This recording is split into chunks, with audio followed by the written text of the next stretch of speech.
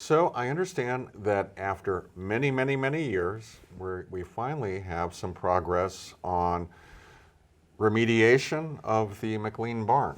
Yes, I think this is one of those proposals that people may have missed out on because it's far away from the real population centers in Belmont. It's right across the street from the Mill Street entrance to the McLean's. It's also right next to Rock Meadow and the Kendall Garden neighborhood. It's a barn that was built in the about 100 years ago. Okay.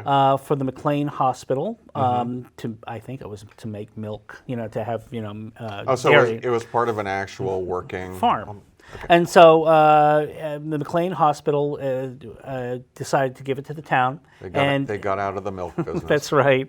And it was an abandoned building. So what the town is now doing is it's now taking CPA money that it was approved a year ago, and moving forward to stabilizing the barn and getting rid of the graffiti and things like that. And the Lone Tree Hill Committee, which is the committee that overlooks anything that's on that property. Okay.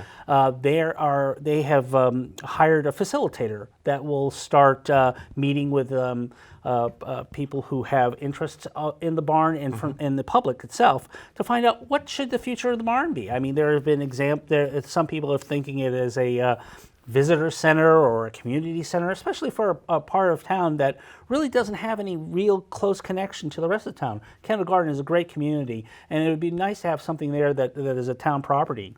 But what is the future? So that's something that the facilitator is going to be doing during the fall of this year. So among the things that we'll have is a public meeting so that they can get input from the community. The facilitator will hold meetings with stakeholders in the area, like the Conservation Commission and Lone Tree Hill Committee and people like that. Then they're going to move forward with a public meeting, and then there'll be a real decision on what should that future be. And then, of course, the big thing, finding the money for it. Okay.